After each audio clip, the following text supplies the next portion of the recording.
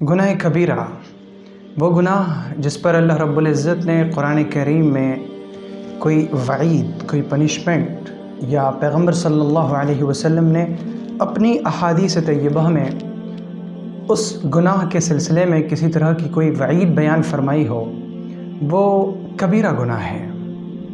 इस्लाम जिन चीज़ों से सख्ती के साथ रोकता है कि तुम्हें इन चीज़ों के करीब नहीं जाना है, इन चीज़ों का तुम्हें इर्तिकाब नहीं करना है, इन चीज़ों के पास नहीं जाना है, वो गुनाह कबीरा शुमार किए जाते हैं। और इन्हीं गुनाह कबीरा में से जो 7वां बड़ा गुनाह है वो है ज़िना करना। ज़िना यानी मर्द और औरत का गैर शरई जिस्मानी ताल्लुक़, यानी मर्द और औरत के दरमियान का इल्लीगल सेक्सुअल रिलेशन, इसे ज़िना कहा जाता है।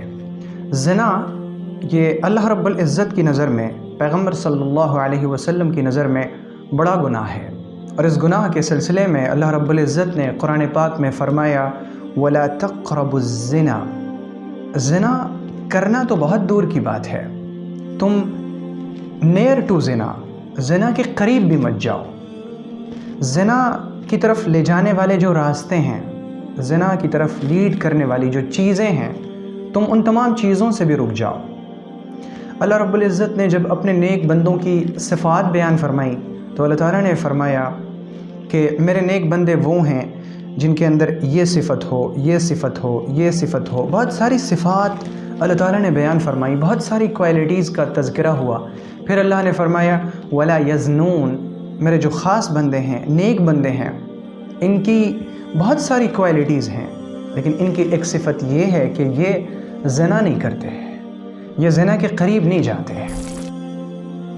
ज़िना बहुत बड़ा गुनाह है और इस गुनाह की क़बाहत, इसकी शनाअत यानी इसकी जो बुराई है, ये वक्त और जगह के एतबार से थोड़ी बदल जाती है। इसी तरह से जिसके साथ ज़िना किया जाए, ज़िना के जुर्म पर इसका भी बहुत असर पड़ता है कि इंसान किसके साथ ज़िना कर रहा है।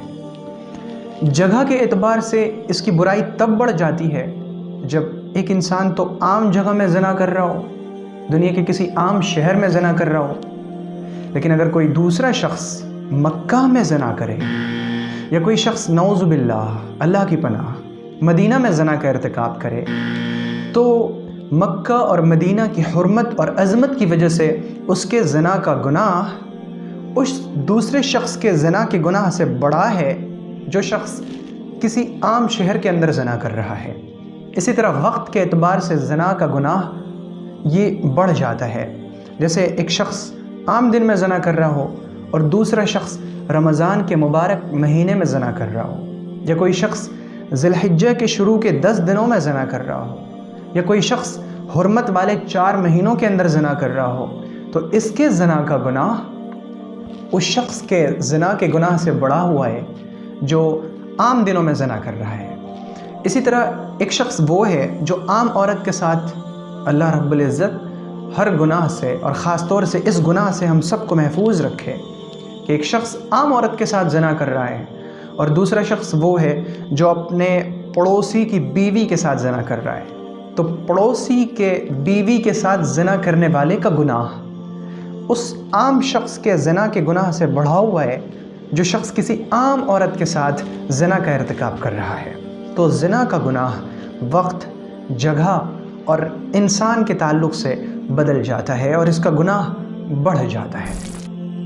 इसी तरह से वो शख्स जो मैरिड है, जो अपनी बीवी के साथ एक मैरिड लाइफ गुजार रहा है, वो एक इज़्दिवाजी ज़िंदगी में है, उसकी बीवी मौजूद है, अल्लाह रब्बुल इज़्ज़त ने उसको ऑप्शन दिया है अपनी शहवत को और ख्वाहिश को पूरी करने का, लेकिन वो अपने इस ऑप्शन को इस्तेमाल नहीं करता। वो इस रास्ते से अपनी शहवत पूरी ना करके ज़िना का रास्ता इख्तियार करता है, तो इस शख्स का गुनाह बढ़ा हुआ है उस शख्स के मुकाबले में जो अनमैरिड है। इसी तरह से अगर कोई बूढ़ा शख्स ज़िना करता है तो आम नौजवान के ज़िना से इस बूढ़े का गुनाह बढ़ा हुआ है। अल्लाह रब्बुल इज़्ज़त के पैगंबर हज़रत मोहम्मद मुस्तफ़ा सल्लल्लाहु अलैहि वसल्लम ने फरमाया कि 3 लोग हैं ऐसे जिनसे अल्लाह रब्बुल इज़्ज़त क़यामत के दिन बात नहीं करेगा, अल्लाह ताला उनकी तरफ देखेगा भी नहीं और उनके लिए दर्दनाक अजाब है। पहला, वो बूढ़ा जो ज़नाकार हो, जो बुढ़ापे की हालत में भी ज़ना करता हो। ज़ाहिर सी बात है कि जब इंसान बूढ़ा हो जाता है तो उसके हड्डी और पट्ठे कमज़ोर हो जाते हैं, उसकी ख्वाहिशें कहीं ना कहीं जवानों की बनिस्बत कुछ कम हो जाती हैं, उसके हाथ पांव जवाब देने लगते हैं।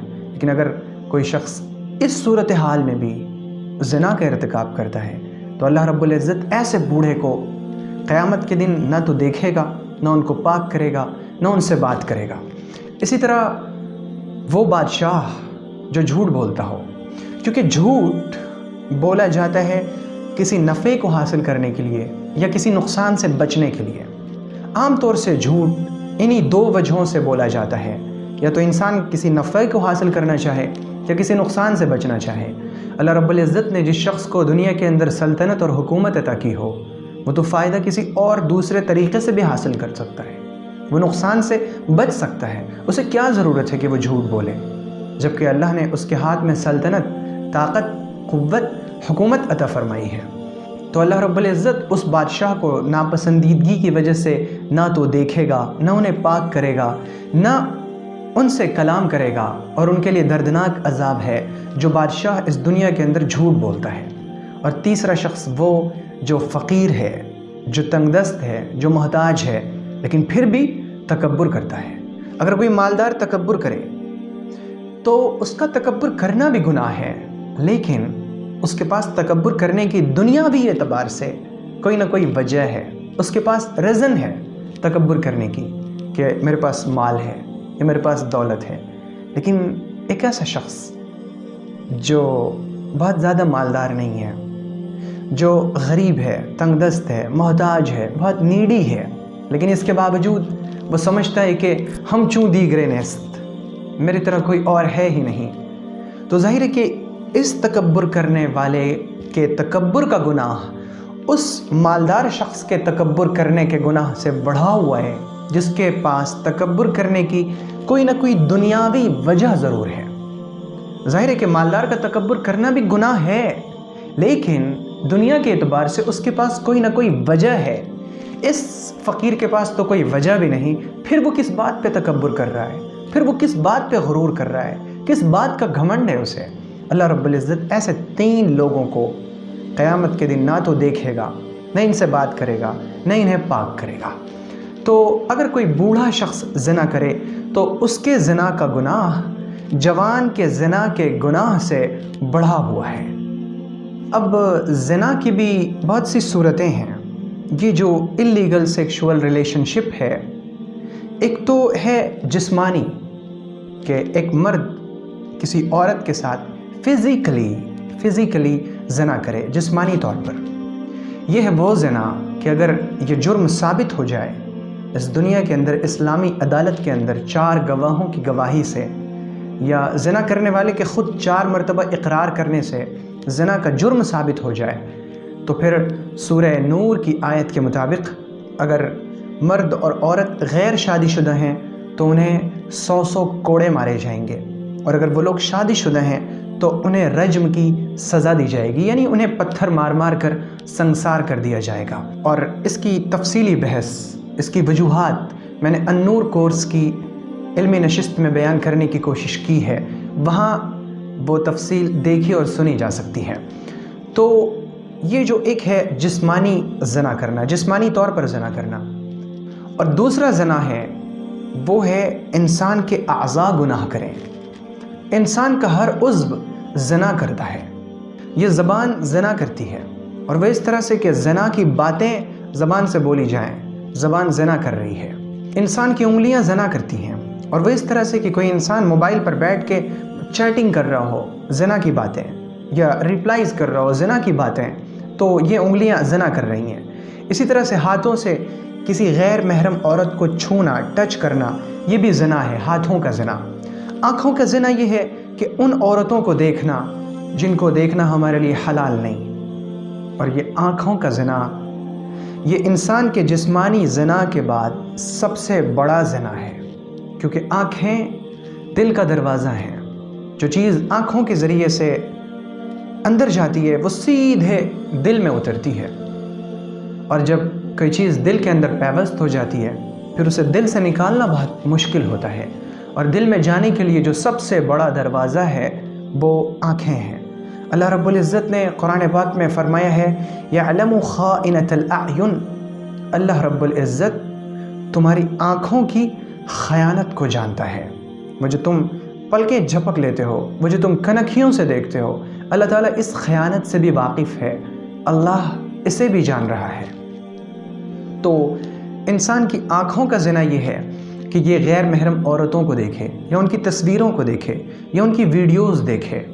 اور اس زمانے میں آنکھوں کی حفاظت بہت بڑی عبادت ہے۔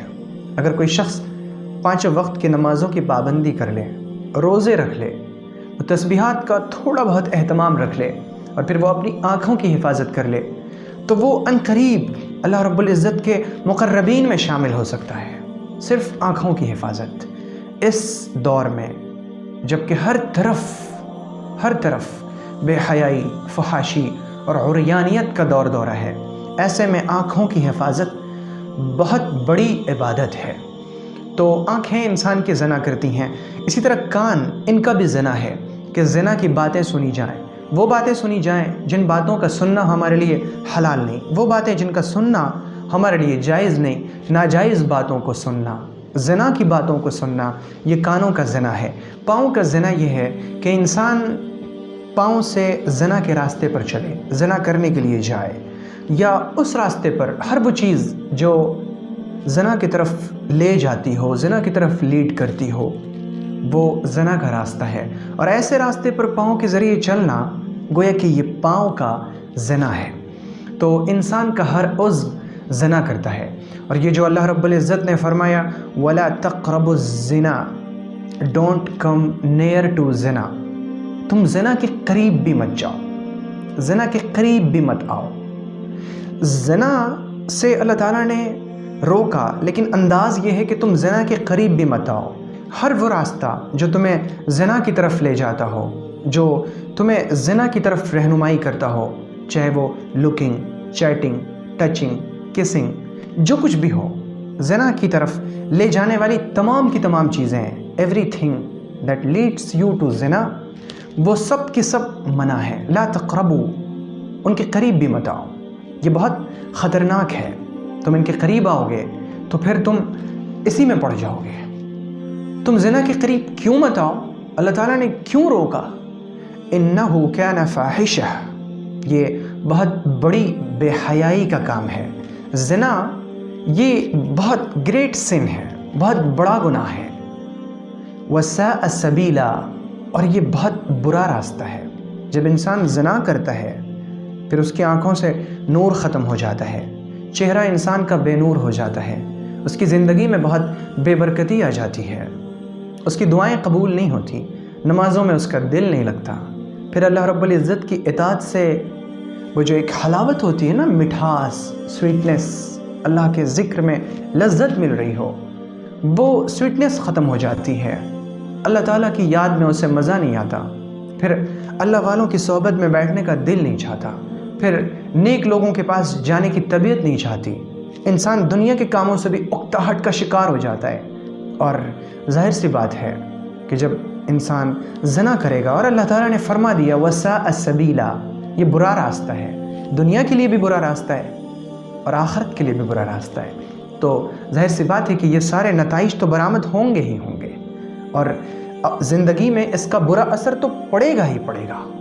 اب یہاں پر ہمارا جوان سوال کر سکتا ہے کہ میں زنا سے بچنا چاہتا ہوں، میں زنا سے کیسے بچوں؟ زنا سے بچنے کے لیے اللہ رب العزت نے سب سے پہلی جو تدبیر بتائی ہے، مردوں کے لیے اور عورتوں کے لیے۔ مردوں کو اللہ رب العزت نے سب سے پہلے یہ تدبیر دی، قُل لِّلْمُؤْمِنِينَ يَغُضُّوا مِنْ أَبْصَارِهِمْ وَيَحْفَظُوا فُرُوجَهُمْ، ایمان والوں سے کہہ دیں کہ اپنی نگاہوں کی حفاظت کریں۔ یہ جو نگاہیں ہیں، اور میں نے پہلے بھی عرض کیا کہ نگاہیں انسان کے دل کا دروازہ ہیں۔ جب کوئی چیز نگاہوں سے دل کے اندر اترتی ہے نا، تو پھر وہ دل کے اندر بہت جم جاتی ہے، اپنی جگہ بنا لیتی ہے، وہ پیوست ہو جاتی ہے۔ اس کا ایک مقام ہو جاتا ہے دل کے اندر۔ تو سب سے پہلی چیز یہ ہے کہ ہم اپنی نگاہوں کی حفاظت کریں۔ اللہ رب العزت نے جو حکم دیا کہ اپنی شرمگاہوں کی حفاظت کرو، اللہ نے اس سے پہلے ہی فرما دیا کہ اپنی نگاہوں کی حفاظت کرو، کیونکہ نگاہوں کی حفاظت سے شرمگاہوں کی حفاظت کرنا آسان ہو جائے گا۔ جب انسان اپنی نگاہیں نیچی رکھے گا، جیسے ہی کسی پر نظر پڑی نگاہ نیچی ہو جائے۔ اللہ کے رسول صلی اللہ علیہ وسلم نے سیدنا علی رضی اللہ عنہ سے فرمایا، یا علی لا تتبع النظرۃ النظرہ، علی بار بار مت دیکھنا، کسی عورت پر نگاہ پڑ جائے، کسی غیر محرم پر نگاہ چلی جائے، بار بار مت دیکھنا۔ پہلی نظر معاف ہے لیکن دوسری نظر پر پکڑ ہوگی۔ پہلی نظر کا مطلب یہ ہے کہ بے ساختگی میں، بغیر کسی انٹینشن کے، بغیر کسی ارادے کے اگر ہماری نظر چلی جائے تو فوراً اپنی نظر کو ہم ہٹا لیں۔ ایسا نہ ہو کہ وہ پہلی نظر ہی 2-3-4 منٹ کی ہو جائے۔ پہلی نظر کا مطلب یہ ہے کہ جیسے ہی پہلے مرحلے میں نظر پڑی فوراً اپنی نگاہ کو ہٹا لیا جائے۔ تو اگر کوئی شخص اپنی نگاہوں کی حفاظت کر لے، نگاہوں کی حفاظت ایک تو عام زندگی میں ہو، ہماری چلت پھرت میں، سڑک پہ، روڈ پہ، مارکیٹ میں، شاپنگ مال میں، دکانوں میں، ہر جگہ پر نگاہوں کی حفاظت، اور نگاہوں کی حفاظت موبائل اور انٹرنیٹ پر۔ آج موبائل اور انٹرنیٹ پر ہمارا ایمان ہر لمحے آزمایا جا رہا ہے۔ ایسی تصویروں کی اور ویڈیوز کی بہتات ہو چکی ہے کہ انسان کے لیے اپنے ایمان کو قابو میں رکھنا کچھ مشکل سا ہو گیا ہے۔ ایسے ماحول میں ہماری ذمہ داری یہ ہے کہ ہم اپنی نگاہوں کی حفاظت کرنے والے بن جائیں۔ وَلَا تَبَرَّجْنَ تَبَرُّجَ الْجَاهِلِيَّةِ الْأُولَى، جیسے پہلے جاہلیت میں عورتیں بے پردہ ہو کر گھر سے باہر نکلتی تھیں، تم اس طرح سے بے پردہ ہو کر نہ نکلا کرو۔ بلا ضرورت عورت گھر سے باہر نہ نکلے۔ اگر سخت ضرورت کی وجہ سے نکلے تو اپنے آپ کو اس طرح سے چھپا لے کہ اس کے دونوں ہاتھ، اور ضرورت کے وقت صرف اس کا چہرہ اور اس کے پاؤں کے نچلے حصے یہ کھلے رہیں، یہ ضرورت کے وقت۔ اور بلا ضرورت وہ اپنے چہرے کو بھی نہ کھولے، کیونکہ اس میں فتنے کا اندیشہ ہوتا ہے، اور اگر فتنے کا ڈر، فتنے کا اندیشہ نہ ہو تو چہرے کو ضرورت کے وقت کھولا جا سکتا ہے۔ تو یہ بنیادی حکم اللہ رب العزت نے عورت کو دیا، اور اس طرح سے اگر یہ معاشرے کے اندر یہ چیز آ جائے، عورت حجاب کرنے لگے، نقاب کرنے لگے، پردہ کرنے لگے، مرد اپنی نگاہوں کو نیچی رکھنے لگے، پھر تو زنا کی بیماری ہی ختم ہو جائے گی، زنا کی وبا ختم ہو جائے گی۔ آج جو ہمارے اوپر بہت سے اللہ کے عذاب آ رہے ہیں، ایک عمومی بے سکونی ہے پورے معاشرے کے اندر، ہر شخص بے سکون ہے، ہر شخص پریشان ہے۔ یہ عمومی عذاب کی وجہ پیغمبر علیہ السلام نے حدیث میں زنا کو قرار دیا ہے۔ جس معاشرے کے اندر زنا اور سود یہ دو چیزیں عام ہو جائیں پھر اللہ کا عذاب ہی آتا ہے۔ اگر ہم دینی معاشرہ تشکیل دینا چاہتے ہیں، فارم کرنا چاہتے ہیں ایک ایسا معاشرہ، اس معاشرے کے اندر سکون ہو، امن ہو، چین ہو، اطمینان ہو، تو پھر ہم زیادہ سے زیادہ لوگوں تک اچھی باتیں پہنچائیں تاکہ وہ بھی دین پر چلیں، اور جب وہ دین پر چلیں گے، ہم دین پر چلیں گے، ہم سب مل کر چلیں گے، تو پھر ایک ایسا معاشرہ تشکیل پائے گا کہ جس کے اندر صرف نیکی ہوگی، تقویٰ ہوگا انشاءاللہ۔